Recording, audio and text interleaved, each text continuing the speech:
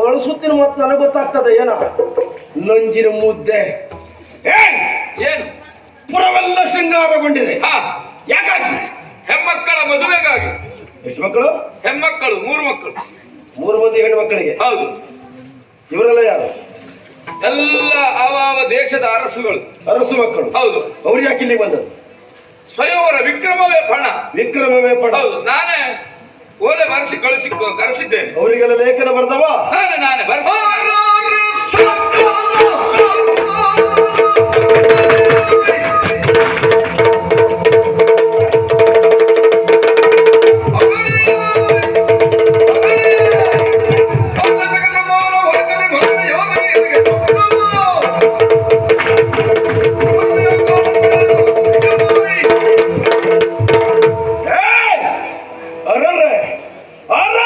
ಯಾಕೆ? ಸಕಲದರ ಪಾಲಕರನ್ನು ಲೇಖನವನ್ನ ಬರೆಸಿ ಕರೆಸಿಕೊಂಡವ ನೀನು. ನಾನೇ ಪ್ರತಾಪ ಸೇನ. ನಿನಗೇನಾದ್ರೂ ಸೌಭನಗರಿ ಮಳೆಯಲ್ಲಿ ಬಳದೋಯ್ತು ಅಂತ ತಿಳ್ಕೊಂಡ್ಯಾ? ಇಲ್ಲಪ್ಪ. ಕೊಚ್ಚು ಹೋಯ್ತು ಅಂತ ತಿಳ್ಕೊಂಡ್ಯಾ? ಇಲ್ಲಪ್ಪ.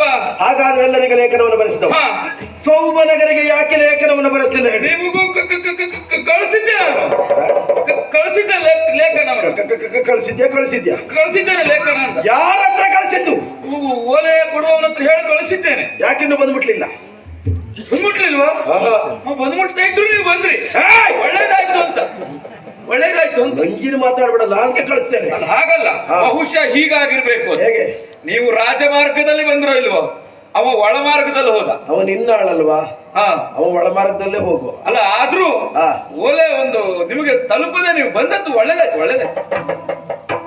ಅಂದ್ರೆ ಕರೆಯದೆ ಬಂದವ ನಾನು ಅಂತ ಹೇಳಿ. ಹಾಗಲ್ಲ. ನಾನು ಬಂದದ್ದು ನಿನ್ನ ಮಕ್ಕಳು ಮದುವೆಗೆ ಅಂತ ಅಲ್ಲ. ಹಾಗಲ್ಲ. ಒಂದು ಊಟ ಮಾಡ್ಕೊಂಡು ಹೋಗ್ಬೇಕು ಅಂತ ಅಲ್ಲ. ನಿನ್ನನ್ನ ಪ್ರಶ್ನಿಸಬೇಕು, ನಿನ್ನನ್ನು ಶಿಕ್ಷಿಸಬೇಕು ಅಂತಲೇ ಬಂದವ ನಾನು. ನನ್ನನ್ನು ಮಾನ್ಯತೆ ಕೊಡದೇ ಇದ್ದದ್ದಕ್ಕೆ ಈಗ ಅದಕ್ಕೆ ಕೊಡುವ ಶಿಕ್ಷೆ ಯಾವುದು ಕೇಳು? ಏನು? ಮಕ್ಕಳು ನಿನ್ನದ್ದು, ಪಣ ಇರಿಸಿದವ ನೀನು. ಲೇಖನವನ್ನ ಬರೆಸದ ಇದ್ದ ತಪ್ಪಿಗೆ ಪಣವನ್ನು ನಾನು ತಿದ್ದುಪಡಿ ಮಾಡ್ತೇನೆ. ಪಣವನ್ನ ತಿದ್ದುಪಡಿ ಮಾಡ್ತೇನೆ. ಆಕ್ಷೇಪ ನನ್ನದಿಲ್ಲ. ಆಕ್ಷೇಪ ಮಾಡಿದ್ರು ಕೇಳುವವ್ರು ಯಾರು? ಪಣದ ತಿದ್ದುಪಡಿ ಹೇಗೆ ಗೊತ್ತಾ?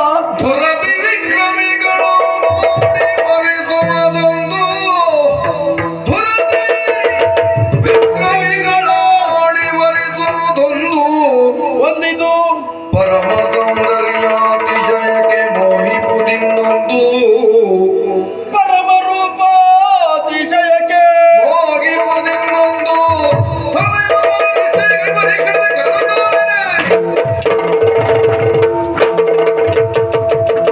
ಪಣವನ್ನ ತಿದ್ದುಪಡಿ ಮಾಡುವುದು ಹೇಗೆ ಕೇಳು? ಹೆಣ್ಣು ಮಕ್ಕಳನ್ನ ಹೆತ್ತ ಅಪ್ಪ ಪಿತೃಸ್ಥಾನದಲ್ಲಿ ನೀಡಿದ್ದವ. ಹೌದು. ದುರದಿ ವಿಕ್ರಮಿಗಳ ನೋಡಿ ವರಿಸುವುದೊಂದು, ಅದು ನೀನಿಟ್ಟದ್ದು. ವಿಕ್ರಮವೇ ಪಣ. ಅದು ಹಾಗೆ ಇರ್ಲಿ. ಅದು ಅಷ್ಟು ಮಾತ್ರ ಅಲ್ಲ, ಜೊತೆಗೆ ನನ್ನದೊಂದು ಸೇರ್ಪಡೆ. ಏನು? ಪರಮ ರೂಪಾತಿಶಯಕ್ಕೆ ಮೋಹಿಪುದಿನ್ನೊಂದು.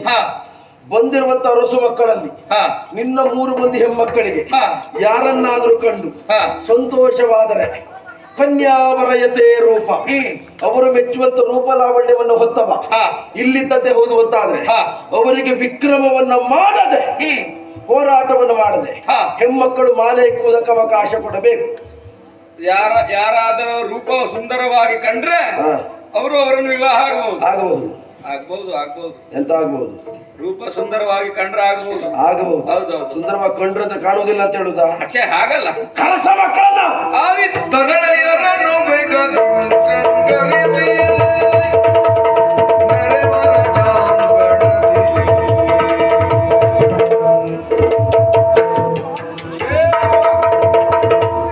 ನನ್ನನ್ನು ನೋಡಿದ್ದೇನೆ ಅಂತೆ. ನೀನು ಇದಕ್ಕಿಂತ ಪೂರ್ವದಲ್ಲಿ ನನ್ನನ್ನು ಎಲ್ಲ ನೋಡಿದ್ದೆ ಹೇಳು? ನಿನ್ನ ಹೆಸರು ಕೇಳಿದ್ದೇನೆ, ನಿನ್ನ ನೋಡಿದ್ದೇನೆ. ಎಲ್ಲಿ? ಹೇಳುವ ವ್ಯವಧಾನ ನನಗಿಲ್ಲ. ಯಾಕೆ ಅಂತ ಹೇಳಿದ್ರೆ ಇದು ಮಾತನಾಡುತ್ತಿರುವುದಕ್ಕಾಗಿರುವಂತ ವೇದಿಕೆ ಅಲ್ಲ. ನಿನಗೆ ಯಾವುದು ಗಟ್ಟಿ ಇಲ್ಲ. ನಿನ್ನ ಬಗ್ಗೆ ಮೊದ್ಲಿಂದ ಗೊತ್ತು ಅಂತ ಹೇಳ್ತೀಯ, ಮೊದ್ಲು ಕೇಳಿದ್ದೇನೆ ಅಂತ ಹೇಳ್ತೀಯ, ಆಮೇಲೆ ನೋಡಿದ್ದೇನೆ ಅಂತ ಹೇಳ್ತೀಯ, ನೋಡಿದ್ದೆಲ್ಲಿ ಅಂತ ಹೇಳ್ಬೇಕು ಅಂತಿಲ್ಲ ಅಂತ ಹೇಳ್ತೀಯ. ನಿನ್ನಂತ ಮಾಡ್ಲಿಕ್ಕೆ ಬಂದದ್ದು, ನೀನಿಲ್ಲ ಮಾತಾಡ್ಲಿಕ್ಕೆ ಬಂದದ್ದು. ನಿನಗೀಗ ಸಿಟ್ಟು ಬಂದದ್ದು ಯಾಕೆ ಹೇಳು? ನಿನಗೀಗ ಸಿಟ್ಟು ಬಂದದ್ದು ಯಾಕೆ? ಸಿಟ್ಟು ಬಂದದ್ದಲ್ಲ, ನಿನ್ನಲ್ಲಿ ವಿಕ್ರಮ ಇದ್ದದ್ದು ಹೌದು ಅಂತ ಅಂತ ಆದ್ರೆ ನೀನು ನೇರವಾಗಿ ಸ್ಪರ್ಧೆಗಿಳಿಯಬಹುದಿತ್ತು. ಅಲ್ಲಿಗೆ ತಡಿ, ಸ್ಪರ್ಧೆ ನಿಯಮವನ್ನೇ ತಿರುಚುವುದಕ್ಕೆ ಮುಂದಾದವನಲ್ವ ನೀನು? ಈಗ ನೀ ಬಂದದ್ದು ವಿಕ್ರಮ ಪಡಕ. ಹೌದು, ವಿಕ್ರಮ ಪಡ ಉಂಟಲ್ಲ. ಹೌದು ಹೌದು, ನಾ ತೋರಿಸ್ತೇನೆ. ಅಲ್ಲ ತೋರಿಸಬಹುದು. ಈಗ ನಿನಗೆ ಸಿಟ್ಟು ಬಂದದ್ದು ಅದೇ ಉದ್ದೇಶಕ್ಕ? ಅದೊಂದೇ ಉದ್ದೇಶಕ್ಕಾಗಲ್ಲ. ಚಂದ ನಿಯಮವನ್ನು ತಿರುಚಿದ್ದು ನೀನು. ನನಗೆ ಗೊತ್ತಾಯ್ತು. ಏನು? ನಾನು ತಿದ್ದುಪಡಿ ಮಾಡಿದ್ ನಿನಗೆ ಸಮಸ್ಯೆ ಆಯ್ತು. ಸಮಸ್ಯೆ ಪರಮ ರೂಪ ಅತಿಶಯಕ್ಕೆ ಮೋಹಿಪದೊಂದು. ನೀವೆಲ್ಲ ಏನ್ ತಿಳ್ಕೊಂಡಿದ್ದೀರಿ ಕೇಳಿದ್ರೆ, ತೋಳ್ನಲ್ಲಿ ಬಲ ಇದ್ರೆ 4 ಜನರು ಹೊಡೆದು ಹೆಣ್ಮಕ್ಳು ಕರ್ಕೊಂಡು ಹೋಗುವಂತ. ನಾನು ಬಂದು ತಿದ್ದುಪಡಿ ಮಾಡಿ ಪರಮ ರೂಪ ಅತಿಶಯಕ್ಕೆ ಮೋಹಿಪುದು ಇನ್ನೊಂದು, ಚಂದ ಇದ್ದವರಿಗೆ ಮಾಲೆ ಹಾಕಬಹುದು ಅಂತ ಹೇಳಿದಾಗ ನಿನ್ನ ಸ್ವಸ್ವರೂಪ ಜ್ಞಾನ ನಿನಗಿದ್ದರಿಂದ ನಿನಗೆ ಸಿಟ್ಟು ಬಂದದ್ದು. ಅಂದ್ರೆ ನಾ ಚಂದ ಇಲ್ಲ ಅಂತ ಹೇಳುವುದ? ನಿನ್ನ ಅಂದ ನೀ ನೋಡಿಕೊಂಡಿದ್ದೀಯ? ನಾನು ನೋಡಿಕೊಂಡೇ ಬಂದಿದ್ದೇನೆ. ವಾದವೇ ಪಣ ಅಲ್ಲ, ವಿಕ್ರಮವೇ. ಅವನಿಗೆ ಹೇಳು ನೀನು, ನನಗಲ್ಲ. ವಾದಕ್ಕೆ ಇಳಿದತ್ತೆ ಅದು. ಒಳ್ಳೆ ಮಾತಿನಿಂದ ಹೇಳ್ತಾ ಇದ್ದೀಯ ನೋಡು. ಅವನಿಗೂ ತಲೆ ಬಿಸಿ ಪ್ರಾರಂಭ ಆದದ್ದಂತ ಅವನು ಸತ್ಯ. ತಲೆ ಬಿಸಿ ಮಾಡ್ಲಿಕ್ಕೆ ಬಂದದ್ದು ನಾನು. ಹಾಗಾದ್ರೆ ತಲೆ ಬಿಸಿಯಲ್ಲಿ ಪ್ರಸಂಗ ಮುಗಿಸುವುದು ಬೇಡ. ನನ್ನ ನಿನ್ನಲ್ಲಿ ಯುದ್ಧ. ನನಗೆ ನೀನನ್ನು ಕೊಂದ್ರೆ ತಲೆ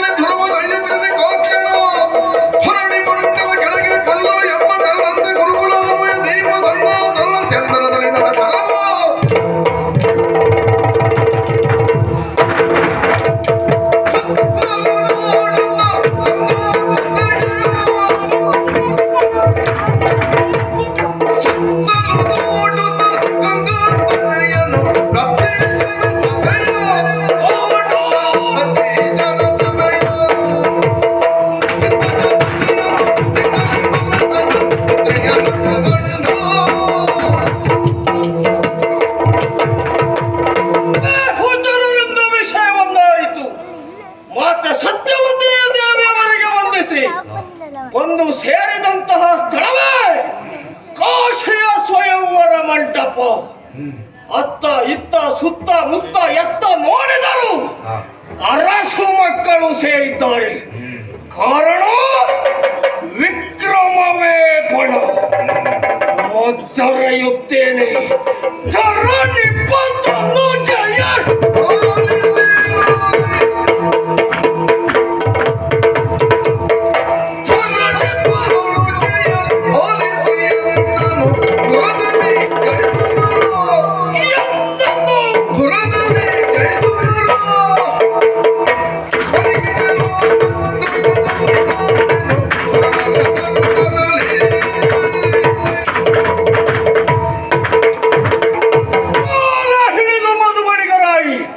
ನಿಂತಿರುವಂತಹ ರಾಜಕುಮಾರಿಯರ ಕೇಳಿ ಕೇಳಿ ಕೇಳಿ ಕಾಳಗ ಕಣದಲ್ಲಿ ಸೆಟೆದುರಿದ್ದ ಅಂತಾದ್ರೆ ಈ ಶಾಂತರಾಯನನ್ನು ಗೆಲ್ಲುವಂತಹ ಪಾಠ ಚರಾಚರ ಪ್ರಪಂಚದಲ್ಲಿ ಮತ್ತೊಬ್ಬ ಇಲ್ಲ.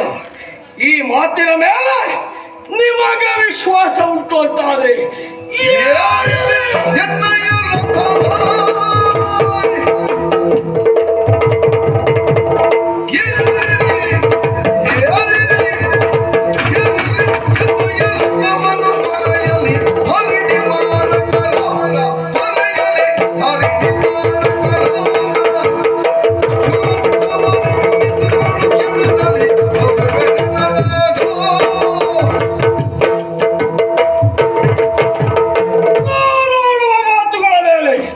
ನಿಮಗೆ ವಿಶ್ವಾಸ ಉಂಟು ಅಂತಾದ್ರೆ ನಾನು ತಯಾರಿ ಬಂದಿರುವಂತಹ ರಥವನ್ನ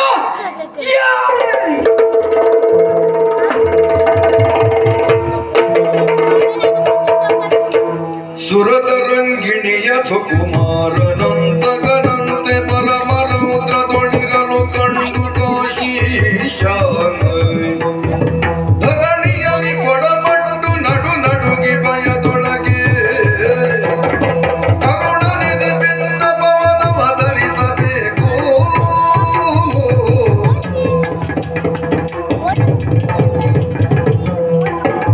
ಆಚಾರ್ಯರಿಗೆ ನಮಸ್ಕಾರ. ಪ್ರತಾಪ ಸೇರನ ನಾನೇ ಹೇಳು. ಒಂದು ನೋಡ್ತಾ ಇದ್ದೇನೆ, ಸಮಸ್ತ ಪುರ ಸಂಗರಿಸಲ್ಪಟ್ಟಿದೆ. ಏನು ವಿಶೇಷ? ಹೆಮ್ಮಕ್ಕಳ ಮದುವೆಗಾಗಿ ಹೆಮ್ಮಕ್ಕಳ ಮದುವೆ. ಹೆಮ್ಮಕ್ಕಳೆಷ್ಟು? ಮೂವರು. ಸೇರಿರುವ ರಸು ಮಕ್ಕಳೆಷ್ಟು? 106. ಏನ್ ಹೆಮ್ಮಕ್ಕಳನ್ನ ಹರಿದು ಹಂಚಿ ಕೊಡ್ತೀಯನೋ? ಅದಲ್ಲ, ಮತ್ತೆ ವಿಕ್ರಮವೇ ಪಣ ಅಂತ ಏಯ್, ವಿಕ್ರಮಕ್ಕೆಂದೇ ಲೋಕವಿಖ್ಯಾತವಾದಂತಹ ಹಸ್ತಿನಾವತಿಗೆ ಯಾಕೆ ಲೇಖನವನ್ನು ಕಳುಹಲಿಲ್ಲ? ಲೇಖನ ಯಾಕೆ ಕಳಿಸ್ತಿಲ್ಲ? ನಿಮಗೂ ಬರ್ಲಿಲ್ವಾ? ಅಂದ್ರೆ ಕಳಿಸಿದ್ದೆ. ಜ್ವಾಲಾಮುಖಿ ಎದ್ದು ಹಸ್ತಿನಾವತಿ ಸುಟ್ಟೋಯ್ತು ಅಂತ ಭಾವಿಸಿದ್ಯಾ? ದೂತನ ಮುಖೇನ ಕಳಿಸಿದ್ದೆ ನಾನು. ಏ ಬೇಡ, ನೀನು ಕಳುಹಿದರೆಷ್ಟು ಬಿಟ್ಟರೆಷ್ಟು. ನೀನು ಕಳುಹಿದ್ದೆ ಎನ್ನುವ ಕಾರಣಕ್ಕಾಗಿ ಹಸ್ತಿನಾವತಿಯ ಕೀರ್ತಿ ಎತ್ತರಕ್ಕೇರುವುದಿಲ್ಲ. ನೀನು ಬಿಟ್ಟಿದ್ದೆ ಎನ್ನುವ ಕಾರಣಕ್ಕಾಗಿ ಕೀರ್ತಿ ಕೆಳಗಿಳಿಯುವುದೂ ಇಲ್ಲ. ಆದರೂ ಒಂದುಂಟು, ಏನು? ಇಲ್ಲಿಯವರೆಗೆ ಏನೇ ಆದದ್ದಿರಲಿ, ಇನ್ನು ಮುಂದಿನ ಯಾವತ್ತು ವ್ಯವಹಾರ ನನ್ನಿಚ್ಛೆಯಂತೆ ಆಗತಕ್ಕದ್ದು. ಹಾಗೆ ಆಗ್ಲಿ.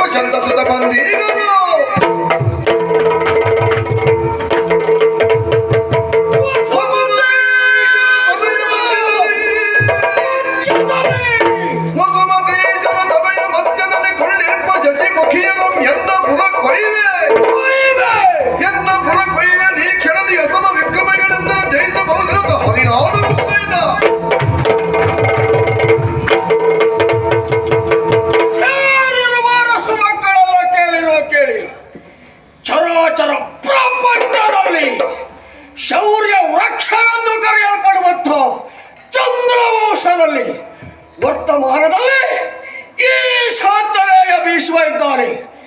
ಕಾಣುವವರ ಕಣ್ಣು ಕುಕ್ಕುವ ಹಾಗೆ ಬೆಳೆಯುತ್ತಾ ಇದ್ದಾರೆ. ಇದಾ ಪಣಕ್ಕಿಟ್ಟಿರುವಂತಹ ಹೆಮ್ಮಕ್ಕಳನ್ನು ನನ್ನ ರಥವೇರಿಸಿಕೊಂಡಿದ್ದೇನೆ. ನನ್ನನ್ನು ಕೆಣಕುವ, ತುಟುಕುವ, ಗೆಲ್ಲುವ ಪ್ರತಿಭಟರು ಯಾರಾದರೂ ಇದ್ರೆ ಬನ್ನಿ ಬನ್ನಿ. ಕೆಳಯ್ಯ ಕಾಶಿಪುರಿಯ ಶನಿ ನುಡಿಯ, ಕೆಳಯ್ಯ ಕಾಶಿಪುರಿಯ ಶನಿ ನುಡಿಯ, ಮೂಲೋಕದೊಳು ಭೀಷ್ಮ ಗೆಳೆಯಿಲ್ಲವಯ್ಯ, ಮೂಲೋಕದೊಳು ಭೀಷ್ಮ ಗೆಳೆಯಿಲ್ಲವಯ್ಯ, ಹರುಷದಿ ನಿನ್ನಾತ್ಮ ಭವೆಯರ ನಿಮಗೆ ಪರಿಣಯಗೈದರೆ ಬಹುತೋಷವೇ ಮಗೆ.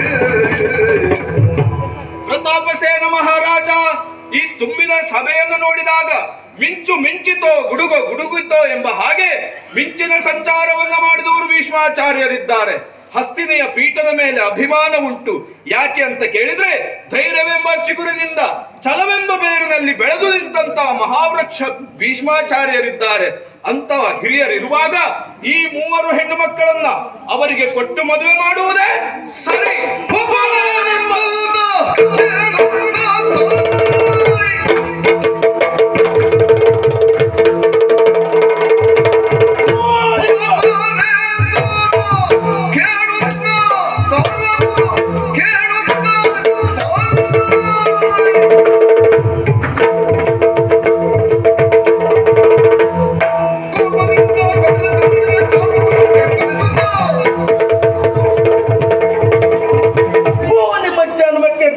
ಹಾಕ್ಲಿಕ್ಕೆ ಎಂತದ್ದು ಲೇಖನ ಇಲ್ಲದೆ ಬಂದೇವ ಅಂತ ನನ್ನ ಹತ್ರ ಕೇಳ್ತಾನೆ.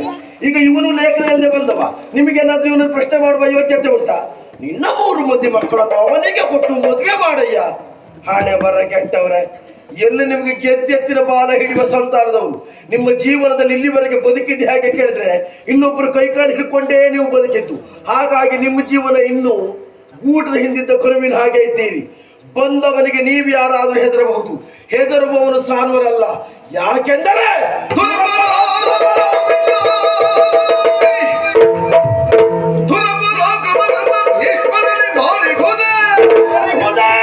ಮಾರಿಗೋದೆ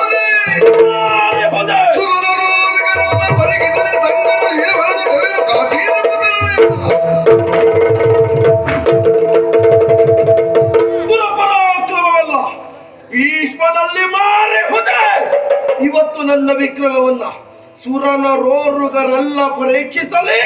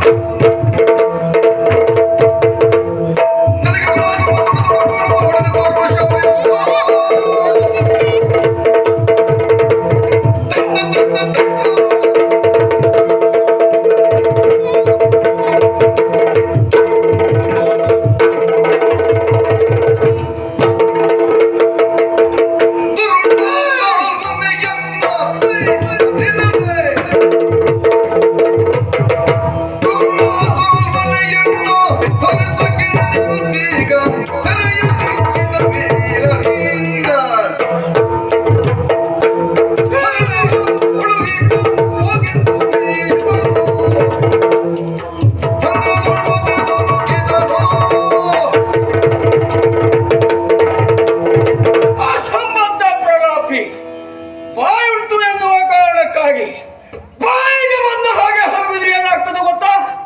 ತುದಿಗೆ ನಿನ್ನ ಕಥೆಯೇ ಆಗ್ತದೆ. ಏನ್ ಹೇಳಿದೆ ನೀನು?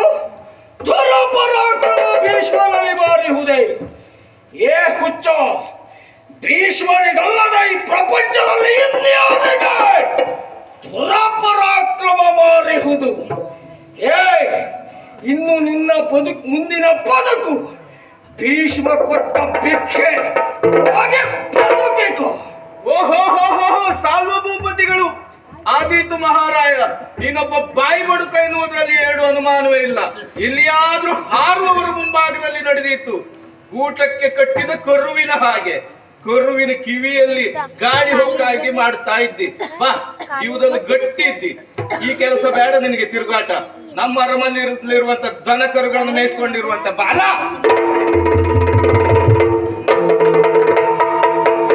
ಶಿರವ ತಗ್ಗಿಸಿಕೊಂಡು ಕಳ್ಳನಂತರಂಗದಿ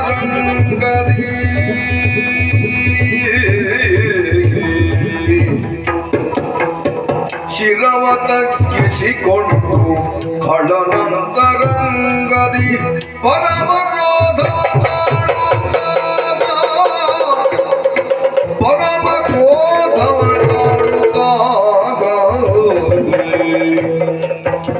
ತಿರುಗಿ ತನ್ನಯ ಪುರ ಕೈದರಿತ್ತಲು ತಿರುಗಿ ತನ್ನಯ ಪುರ ಕೈದರಿತ್ತಲು ತನ್ನ ಪುರ ಕೈದರಿತ್ತಲು ಸರ್ವಧರಣಿ ಮಾಲರು ಕೊಂಡಾಡಿದರು. ಕನ್ನೆಯರ ಕೈ ಪಿಡಿದು ಎನ್ನ ಕುಲಕೋಟಿಯನು ಕನ್ನೆಯರ ಕೈ ಪಿಡಿದು ಎನ್ನ ಕುಲಕೋಟಿಯನು ಧನ್ಯರಾಗುವ ತೆರನ ಮಾಡುವುದು ಮನದಿಯೇ. ಇನ್ನು ತಮ್ಮಿಷ್ಟಗಳು ಬಂದ ತೆರಗೈಯಬೇಕೆನ್ನುತ್ತಿರೆ ಕಾಶಿ ಜಗೆಂದರಾಗದರು.